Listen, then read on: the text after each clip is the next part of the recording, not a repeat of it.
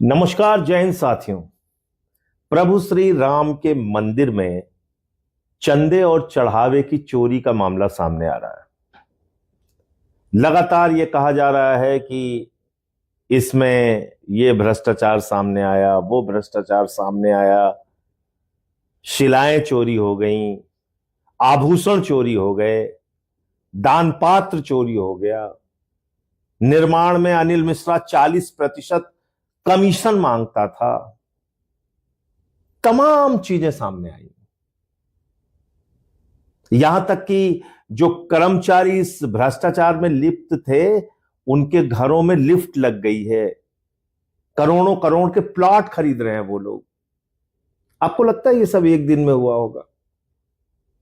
ये अचानक हो गया और अचानक अब ये सारे खुलासे हो रहे हैं प्रभु श्री राम के मंदिर में चोरी के। आपको क्या यकीन है कि ये एक दिन में हुआ है?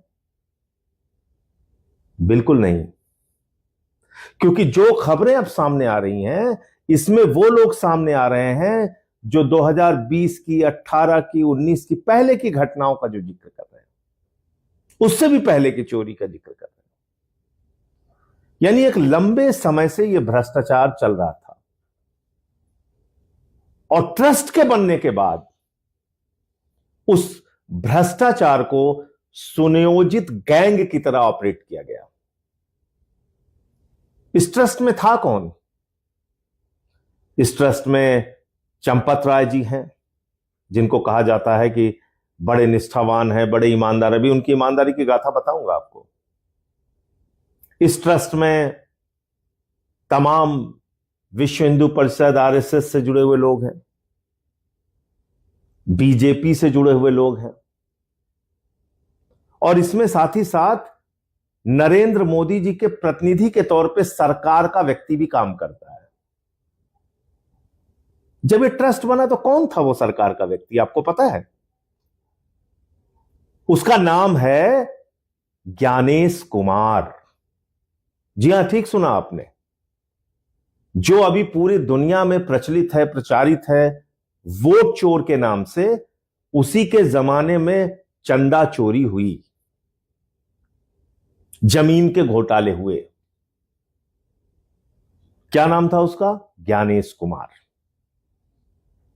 वो केंद्र सरकार के प्रतिनिधि के तौर पे जमीन की खरीद से लेके और प्रभु श्री राम के मंदिर तीर्थ क्षेत्र के विकास के सारे कामों में ट्रस्ट के साथ सरकार की ओर से सहयोग कर रहा था। क्या सहयोग कर रहा था? जमीनों को खरीदने में, विकास के कार्यों में क्या सहयोग कर रहा था? यही जमीन का घोटाला जो हो रहा है, जो सामने आया अब है। 2023 में जमीन खरीद का घोटाला, 2024 में जमीन खरीद का घोटाला, 2021 में जमीन खरीद का घोटाला। ये सारे घोटाले उस दौरान हुए, याद रखिएगा, जब ज्ञानेश कुमार चंपत राय के साथ ट्रस्ट में मेंबर था। और भी मेंबर थे उसमें, किसी का कोई लेना देना नहीं। तो क्या ज्ञानेश कुमार की जांच नहीं होनी चाहिए? जो प्रधानमंत्री नरेंद्र मोदी, ईडी पार्टी के जो मुखिया हैं, उनके प्रतिनिधि के तौर पे वो काम कर रहा था। उसके जमाने में ये सब भ्रष्टाचार की कहानियां हुई हैं।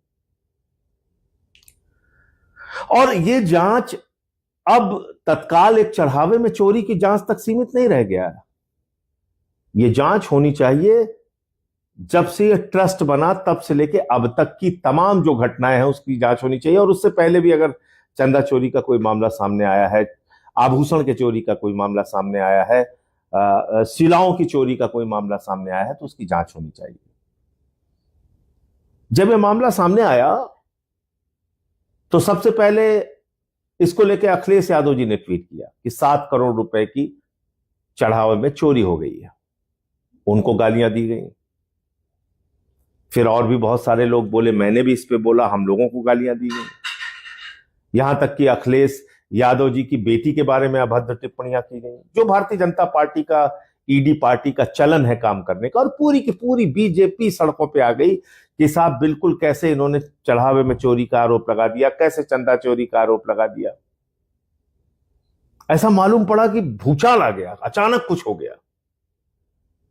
अरे बेईमानो, ये अचानक कुछ नहीं हुआ है। तुम लोग वास्तव में चंदा चोर हो, और बार बार मैं इस बात को कह रहा हूं कि महमूद गजनवी ने सोमनाथ का मंदिर लूटा था और भारतीय जनता पार्टी ने राम का मंदिर लूटा है। और ये बात इसलिए मैं कह रहा हूं कि मैं पहला व्यक्ति था जिसने प्रभु श्री राम के मंदिर में जमीन के नाम पर हुए घोटाले का खुलासा किया था। क्या था वो मामला, याद फिर से आपको याद दिला देता हूं। रवि पाठक, कुसुम पाठक नाम के दो लोगों से सुल्तान अंसारी ने जमीन खरीदी, और इस पूरे खरीद के मामले में ऋषिकेश उपाध्याय, जो भारतीय जनता पार्टी का मेयर था, वो शामिल था। 2 करोड़ में जमीन खरीदी जाती है। उसी तारीख में, उसी दिन में, और उसी दिन में 5 मिनट के बाद 18.5 करोड़ में ट्रस्ट के महासचिव चंपत राय जी को बेच दी जाती है। 18.5 करोड़ रुपए में। कल्पना कीजिए, 16.5 करोड़ रुपए अचानक मार दिया गया।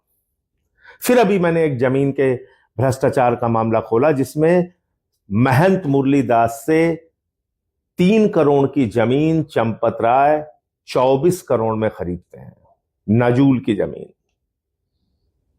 फिर से यह करीब करीब 21 करोड़ के घोटाले और भ्रष्टाचार का मामला।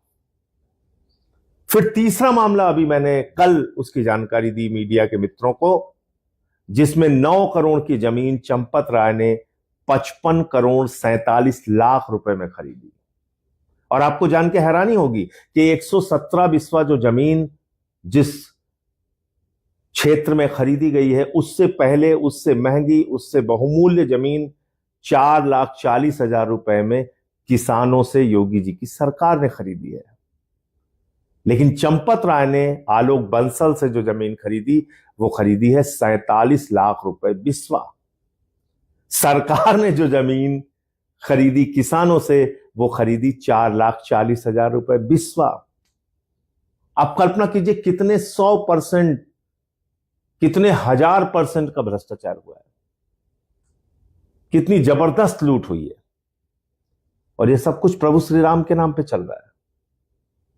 और आपको गुस्सा नहीं आता, मन में नाराजगी नहीं होती? अरे हमारे यहां तो गांव में अगर कोई मंदिर में चोरी करता हुआ पकड़ा जाता है तो उसका सामाजिक बहिष्कार हो जाता है। ये ईडी पार्टी वालों को, भ्रष्टाचारियों को, ये भारतीय जनता पार्टी के लोगों को कब तक आप पूछते रहेंगे? इनसे आप सवाल ही नहीं करते। इतना सब कुछ सामने आ गया। फिर योगी जी ने कहा हमने एसआईटी बना दी है। मोदी जी कह रहे हैं हमने एसआईटी बना दी है। निपेंद्र मिश्रा जी कह रहे हैं एसआईटी बन गई है, ताली बजाओ, उत्साह मनाओ, लड्डू बांटो, एसआईटी बन गई, एसआईटी बन गई। अरे भैया, उत्तर प्रदेश में अलग अलग मामलों में 105 एसआईटी बनी है। आज तक किसी का कुछ अता पता नहीं क्या हुआ एसआईटी का। तो एसआईटी का मतलब झुनझुना है। लेकिन क्योंकि योगी जी ने कहा कि आप बाहर बात मत कीजिए, जाके जो प्रमाण है एसआईटी को दीजिए, तो हमने एसआईटी के जो सदस्य हैं उनको भी चिट्ठी लिख दी है, उनसे भी कहा है कि हमें समय दीजिए, हम आपको साक्ष्य देना चाहते हैं, हम आपको सारी जानकारी देना चाहते हैं। लेकिन कहां से एसआईटी किससे मिलेगी और क्या करेगी, मुझे पता नहीं। और आपने आज तक कभी ऐसा सुना है कि किसी चोरी के मामले में, जैसे ये चढ़ावे की चोरी हुई, दान पात्र की चोरी हुई, तो इस दान पात्र में कितनी बड़ी चोरी हुई है, अंदाजा लगाया आपने? खुद बयान है मंदिर ट्रस्ट का कि 16 करोड़ दर्शनार्थियों ने एक साल में दर्शन किए प्रभु श्री राम के, और चंदा कितना आया? 84 करोड़। अरे भैया, 16 करोड़ लोगों ने अगर 100 रुपए दान दिया होगा, मान लीजिए किसी ने 5 रुपए दिया होगा, किसी ने 10 रुपए दिया होगा, किसी ने 2 लाख भी दिया होगा, किसी ने 10 लाख भी दिया होगा, छोड़ दीजिए। लेकिन अगर एवरेज आप मान लीजिए, औसतन मान लीजिए 100 रुपए भी एक श्रद्धालु से दान पात्र में दान आया, चढ़ावा आया, तो इसका मतलब कितना हो गया? 1600 करोड़ रुपए। और दिखाया कितना जा रहा है चढ़ावे में? 84 करोड़ रुपए। उसमें भी भ्रष्टाचार। उसमें भी लूट, बड़े पैमाने पर लूट। जब ये चढ़ावे में दान पात्र में चोरी का मामला आया तो कुछ जगहों पे छापे पड़े। अविनाश शुक्ला के पास से 5 लाख रुपए बरामद हुए।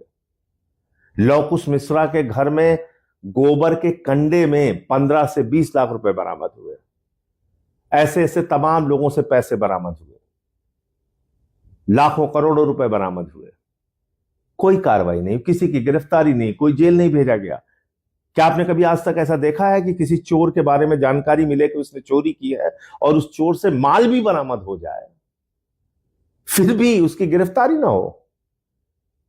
तो आप इस एसआईटी से क्या उम्मीद कर सकते हैं जिसके बारे में निपेंद्र मिश्रा पहले ही कह रहे हैं कि भाई चंपत राय जी तो बड़े पवित्र और साफ आदमी हैं। गड़बड़ी हुई है, वो कह रहे हैं, घोटाला हुआ है, डाका डाला गया है, लेकिन चंपत राय जी तो बड़े शरीफ और अच्छे आदमी हैं। तो 2 करोड़ रुपए की 18.5 करोड़ में जमीन खरीदना, ये चंपत राय जी की ईमानदारी है क्या? 3 करोड़ की जमीन 24 करोड़ में खरीदना, ये चंपत राय जी की ईमानदारी है क्या?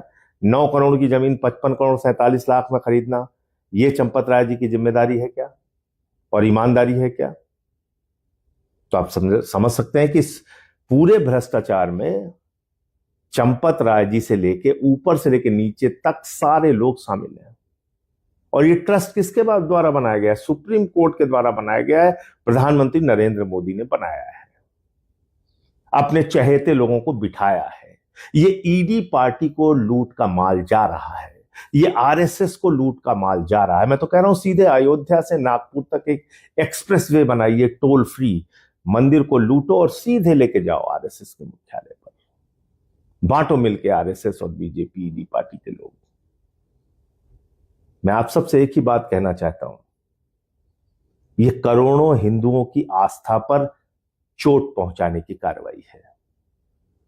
जैसे कालनेमी राक्षस भेष बदल के आया था और उसने सबको ठगा था, Bharatiya Janata party, ED party धर्म की बात करके, प्रभु श्री राम की बात करके, हिंदू धर्म की बात करके आपको भी ठगने का काम कर रही है, आपको भी लूटने का काम कर रही है। कहते हैं ना, जागो हिंदू जागो। मैं भी आपसे कह रहा हूं, जागो हिंदू जागो, अपने धर्म को बचाओ, अपने मंदिरों को बचाओ और इन बेईमानों से छुटकारा पाओ। जय हिंद।